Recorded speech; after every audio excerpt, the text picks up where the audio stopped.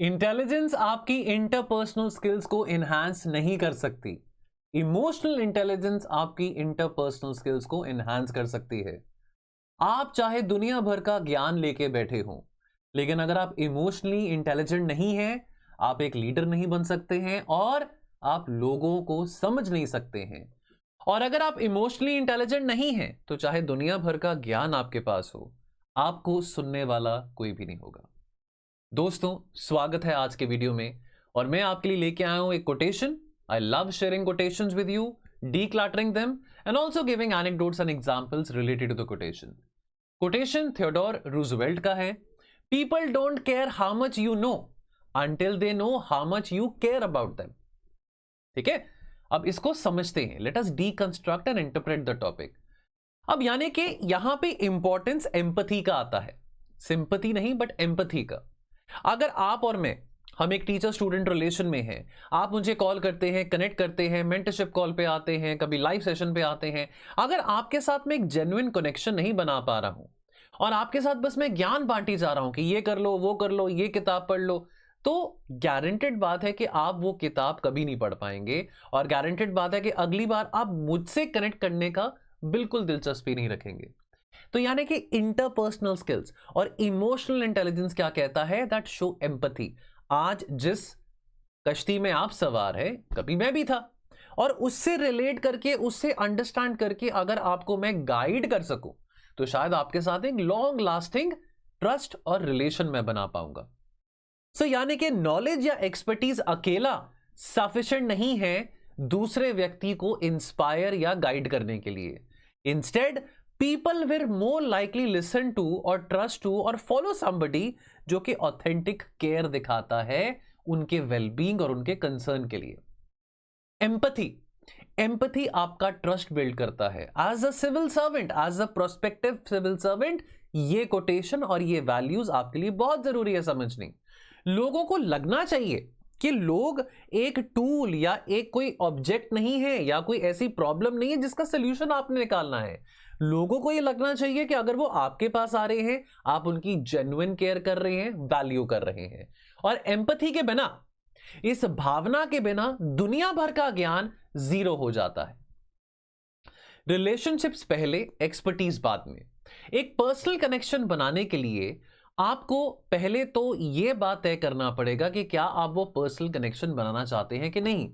और जब तक आप एक पर्सनल कनेक्शन नहीं बनाएंगे, तब तक आप इफेक्टिवली कम्युनिकेट नहीं कर पाएंगे। चाहे आप सेल्समैन हैं, चाहे आप टीचर हैं, चाहे आप सिविल सर्वेंट हैं, चाहे आप आने वाले टाइम में सिविल सर्वेंट हैं, इस बात को अपने माइंड में बांध लो, अपने जहन में बांध लो। रिलेशनशिप पहले, एक्सपर्टीज बाद में। डॉक्टर है, एक डेंटिस्ट है, डेंटिस्ट के पास कितने सारे डेंटिस्ट होंगे और कितने सारे पेशेंट्स को डेंटिस्ट के पास रोज जाना होता होगा। लेकिन कोई ऐसे डॉक्टर्स होंगे, कोई ऐसे डेंटिस्ट होंगे जो कि अपने पेशेंट्स के साथ एक पर्सनल रिलेशन और एक एम्पैथेटिक रिलेशन बना के रखते हैं।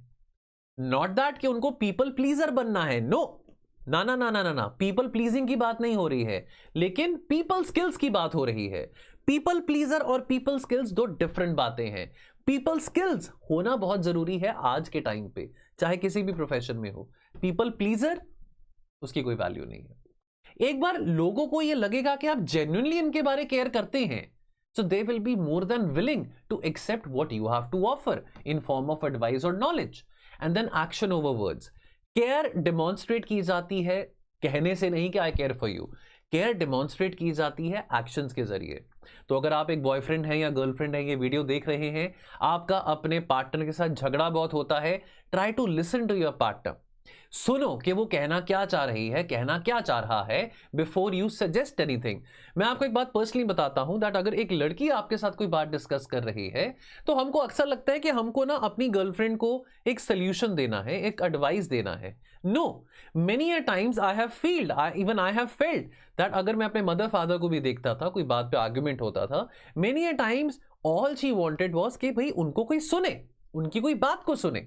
सिमिलरली आज अगर आप अपने वाइफ के साथ, गर्लफ्रेंड के साथ आर्ग्यूमेंट कर रहे हैं, झगड़ रहे हैं, जरा आप इस बात को जरा सोचो कि कई बार लोग आपसे एडवाइस मांगने नहीं, लेकिन अपनी बात बताने के लिए आते हैं ताकि आप सिर्फ सुन सके। And being present, being attentive and responsive, ये कंसर्न शो करता है towards the other person. Leadership insight, leadership या मेंटरशिप रोल्स में you have to show care for the team और फॉर द मेंटीज ग्रोथ, यानी कि जो आपसे मेंटरशिप ले रहे हैं उनके चैलेंजेस, उनकी एस्पिरेशंस को समझना बहुत जरूरी है, तभी वो आपके साथ लॉयल रह पाएंगे और लॉन्ग लास्टिंग कोऑपरेट कर पाएंगे। यूनिवर्सल एप्लीकेशन, चाहे वो पर्सनल रिलेशनशिप्स में है, एजुकेशन में है, लीडरशिप में है या डिप्लोमेसी में है, ये प्रिंसिपल हर जगह अप्लाई होता है। लोग उनको वैल्यू करेंगे जो उनको एज इंडिविजुअल्स ट्रीट करेगा, नॉट एज ऑब्जेक्ट्स और projects to complete. Anecdote number 1, ancient Greece में सॉक्रेट्स के बारे हम सब जानते हैं, the celebrated philosopher, one of the greatest philosophers of all the times. इनका जो मेथड था पढ़ाने का, वो लेक्चर देने का नहीं था। ज्ञान तो इनको भी बहुत था, लेकिन वो अपने स्टूडेंट्स को, अपने मेंटीज को, अपने डिसाइपल से क्वेश्चंस बहुत पूछते थे, सवाल बहुत पूछते थे और उनको चैलेंज करते थे कि सोचो इस सवाल के बारे, क्रिटिकली सोचो और देन एक कंक्लूजन पे आएंगे और वो कंक्लूजन आपकी नॉलेज होगी। वो ज्ञान ऐसे नहीं बांटते फिरते थे कि सरमन्स बांट रहे हैं। बहुत सारे लोग उनको एडमायर करते थे उनके नॉलेज के लिए, उनके इंटेलेक्ट के लिए, लेकिन सॉक्रेट्स को यह पता था कि उनकी जो नॉलेज है वो अकेले लोगों को परसुएट नहीं कर सकती कि वो अपनी जिंदगी को, अपने बिलीव्स को बदले। एक दिन एक यंग व्यक्ति, उन्होंने सॉक्रेट्स को अप्रोच किया और कहा कि सॉक्रेट्स, मुझे दुनिया भर का ज्ञान आपसे जानना है, मुझे सारा का सारा ज्ञान दे दो, मुझे बहुत अज्ञानता है, मुझे आज ज्ञान सारा का सारा आपसे जानना है। I want to know the whole wisdom from you. I don't have the time to read 20 books, 30 books, 40 books. You give me the whole freedom, you give me the whole wisdom sitting here in front of me and I would listen to you. What did Socrates do? Socrates ने rather than going on with I know this, I know that, I know this, I know that, Socrates ने पहले उस व्यक्ति की बातें समझी, उसके बारे समझा, उसको जाना, उसकी क्या इच्छाएं हैं, क्या उसके संघर्ष हैं, क्या उसके ड्रीम्स हैं, क्या उसके एस्पिरेशंस हैं, और कितने घंटे वो उसको अटेंटिवली सुनते रहे।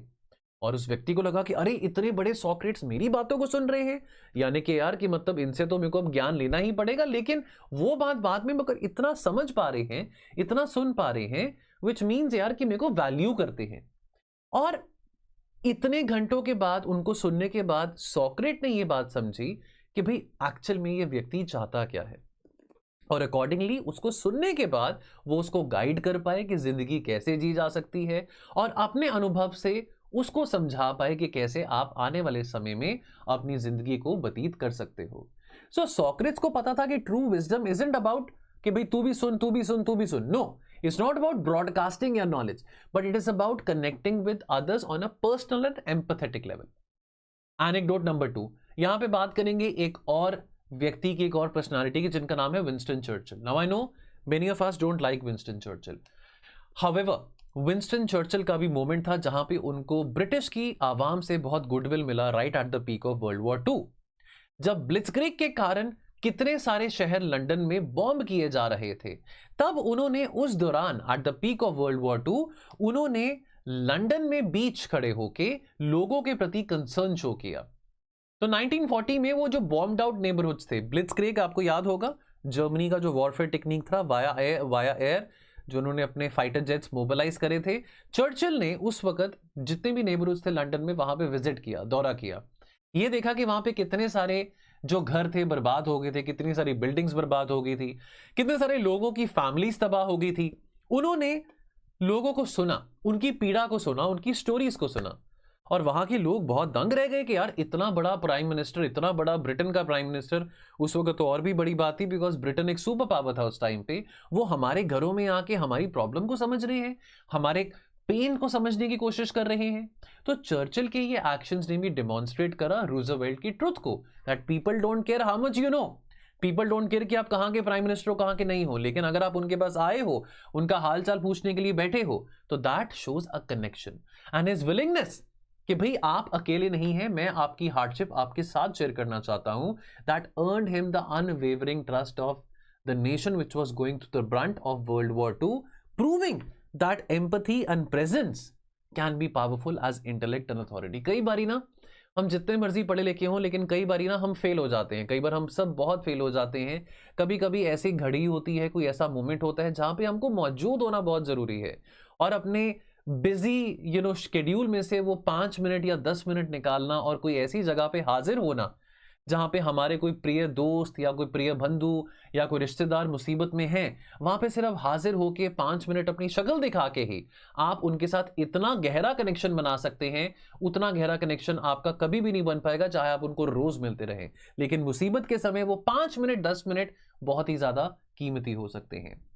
सो दोस्तों, ये आज का वीडियो था। बाकी आपको ये भी बताना चाहता हूं, हमारा SA foundation course, an awesome and amazing SA foundation course 7000 में अवेलेबल है, जो कि 9000 में था। आज से दिसंबर की शुरुआत हो चुकी है। So wish you all a very very happy December as well. And दोस्तों, इस कोर्स में इनरोल कीजिए। अभी भी December, January and mid of February 2.5 months है जहां पे आप एसे राइटिंग पे एम्फसाइज कर सकते हैं। Do not ignore this aspect, do not leave essay writing के प्रीलिम्स क्लियर कर लूं तो मैं करूंगा या करूंगी। आज ही शुरू करें। और कैसे जीएस और करंट अफेयर्स को स्मार्टली एसे में इंटीग्रेट कर सकते हैं वो आप मुझसे सीख पाएंगे along with my personal mentorship. Toll free number पे कॉल करेंगे, आपको एडिशनल डिस्काउंट भी मिलेगा। सो दोस्तों, see you very soon. Wish you all a very very happy December. ये आखिरी महीना है साल का और आज दिन का पहला वीडियो है। So wish you all a very very happy 2024 जो एंड होने वाला है। नया साल आने वाला है, तो ये महीने में आपकी जो कुछ पुरानी रेजोल्यूशंस थी, पुराने कुछ ऐसे गोल्स थे नहीं पूरा कर पाए, करने की कोशिश करिए और नए जोश के साथ, नए उमंग के साथ इंट्रोस्पेक्ट करें और आने वाले साल में क्या क्या चीज़ों पे आपने वर्क अपॉन करना है, कुछ चीज़ें जो कि आप अचीव करना चाहते हैं उसके ऊपर अपनी एनर्जीज लगाने की कोशिश करें। I will see you very soon. Take care.